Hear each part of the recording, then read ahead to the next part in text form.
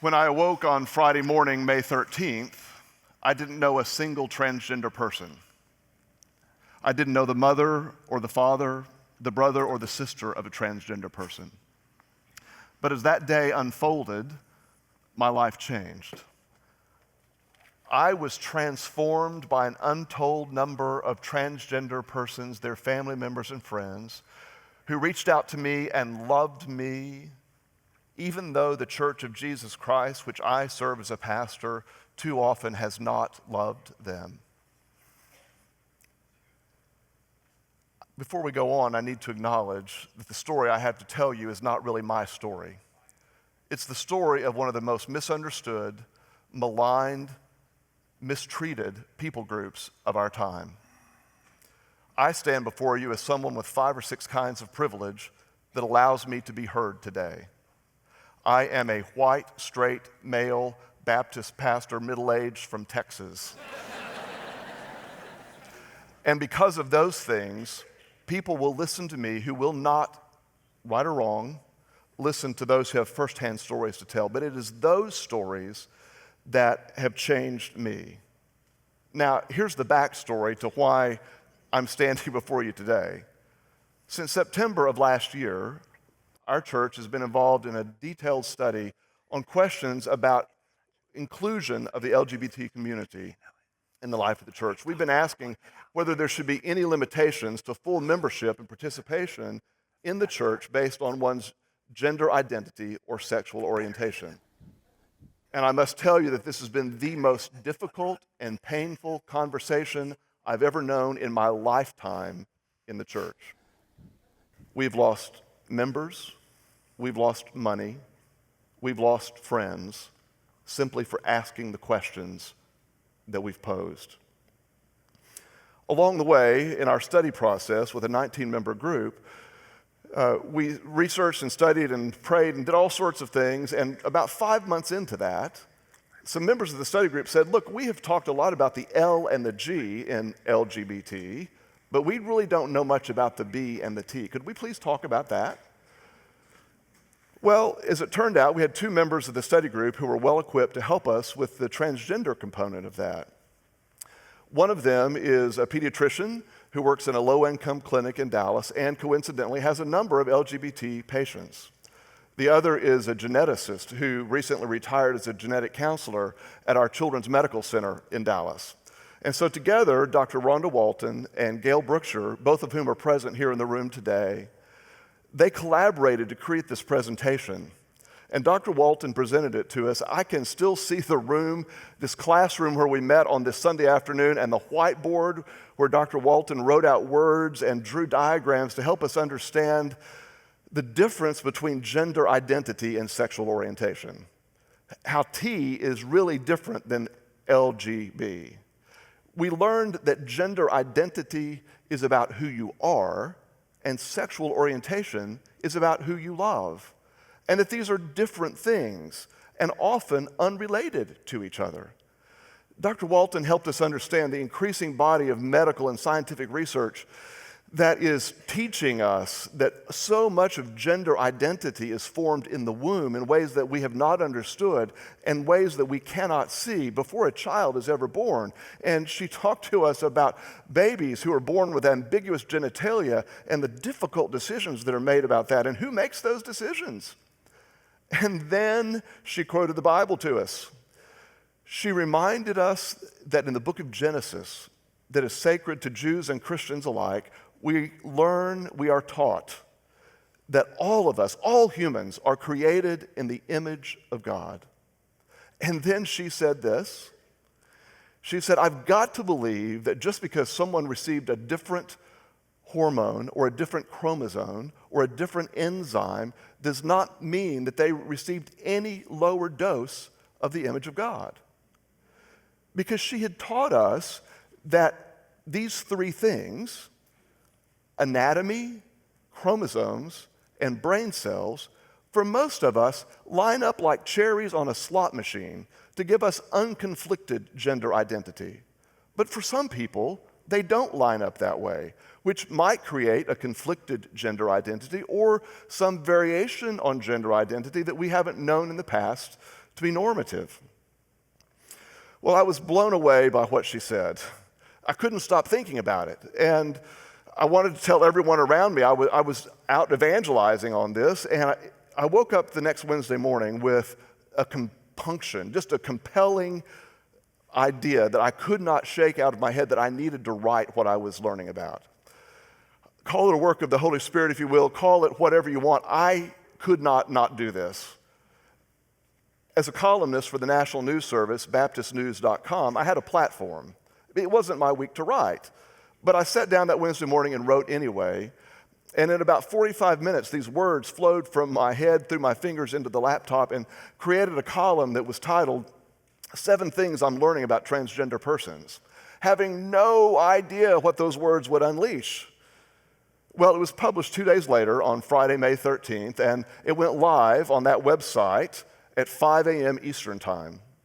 When I awoke at 6:30 Central Time that morning, I knew something unusual was going on because I picked up my cell phone to look at it, and I had Facebook messages and emails and voicemails from people about that column that I didn't even know had been published yet. And that was a portent of the way the day was to go. The column has now been read by more than 1 million people and has gone truly viral. My wife and I spent a good part of that day at the kitchen table watching social media with the shares and the likes and the comments, and they were moving so fast we couldn't even keep up with it. It was like watching an electric meter spin on a hot summer day in Texas. Well, over the next 2 weeks, I spent every free moment I had responding to more than 450 people who wrote to me or called me. I talked on the phone, I exchanged messages in all sorts of ways. I learned the stories of transgender persons, their family members, their friends, and others. I heard 95% of the comments were positive. Yes, there were a few cranky people. There were a few who wrote to tell me that I was the tool of Satan or that I clearly did not understand medical science as it was written in the 1950s. But the vast majority were incredibly supportive, and most moving of all to me were transgender persons who wrote to say, I read that you don't know any transgender persons. I'd like to be your transgender friend. And so out of that, we moved from online communication to face-to-face communication. I began meeting for breakfast and lunch and dinner and coffee with new friends who are transgender, and I heard their stories. They were shocked that a Baptist pastor would sit down and listen to them. And I was shamed to hear their stories of repression and persecution and rejection, and to understand how difficult it is even to use a public restroom in peace. Almost every transgender person that I've met has told me that from their earliest awareness, from the time they were 4 or 5 or 6 years old, they knew something was different about them. They knew that the anatomy they presented on the outside did not match who they were on the inside, but they didn't know what to do with it. They had no vocabulary for it. They had no role models for this. They had no one to talk to, and often they just stuffed it back in and tried to keep on going. Sometimes they turned to strict religious observance to try to get rid of this, and none of that worked. Most of the time, when they finally came to the realization of what they actually had known all along, they found a sense of peace, they said, but they almost always lost family, coworkers, and always friends who abandoned them.